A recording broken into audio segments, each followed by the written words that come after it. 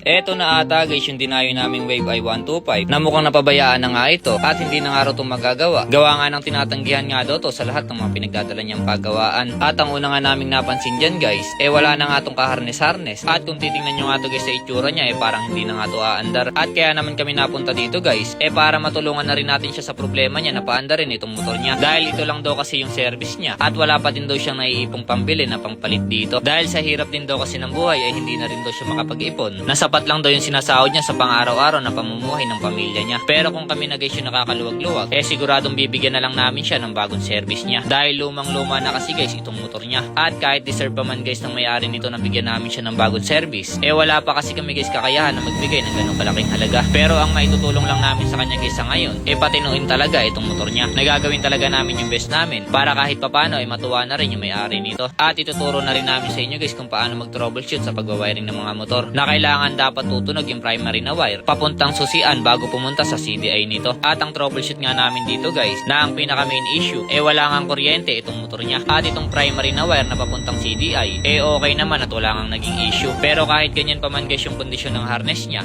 talagang maibabalik yan namin sa dati na parang hindi nagalaw at mukhang stock pa din. At ang isa pa nga naming napansin dyan guys, wala nga itong mga accessory. Kagaya na lang ng ilaw, plaster at busina. Pero yung mga ganitong kaliit naman na bagay guys, kaya na namin itulong sa kanya para magamit niya na rin tong motor niya kahit gabihin pa siya. At nagtataka nga lang kami guys, okay pa naman tong harness niya kung bakit nga ito tinanggal at inirekta pa nga yung sakit ng CDA niya sa stator nito. At ang sabi naman guys sa amin ng may-ari niya, nung gawin daw tong motor niya nagamit niya naman daw to ng 1 linggo. At ang sabi naman daw guys sa may harness niya sira na raw to at palitin na. Pero sa amin naman guys basic lang naman to. Basta wala pang masyadong bawas yung harness niya at kung hindi rin ganun kagapok yung mga wire niyan. Napasado pa naman sa amin itong harness niya. At dahil naayos na nga namin tong harness niya, ikakabit na namin to sa chassis niya. Na ultimo sakit position yan guys, talagang kabisado namin. Kaya talagang maibabalik namin to sa stock niya. At kahit hindi pa man guys umaandar itong motor niya, natutuwa na talaga yung may-ari niyan. Dahil hindi niya raw kasi ini-expect na buo pa pala itong harness niya. Dahil yung mga ganitong harness kasi guys, lalo't original pa, talagang may presyo, nasasakit talaga yung bulsa nyo. At dahil naikabit na nga namin halos lahat ng mga wire niya, dititestingin na namin kung nagkaroon na nga ba to ng kuryente. Kaya sipaan na natin to.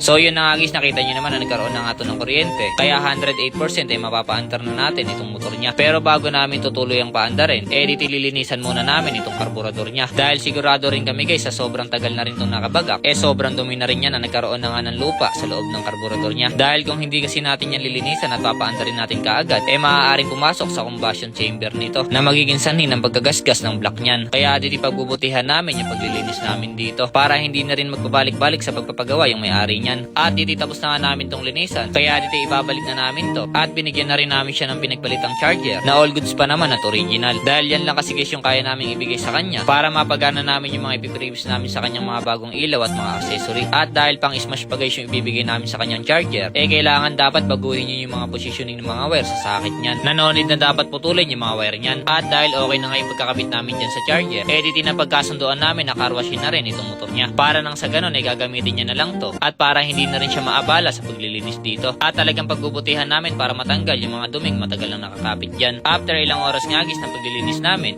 masusubukan na namin kung may issue pa ba sa makina niya. Kaya paandarin na natin to.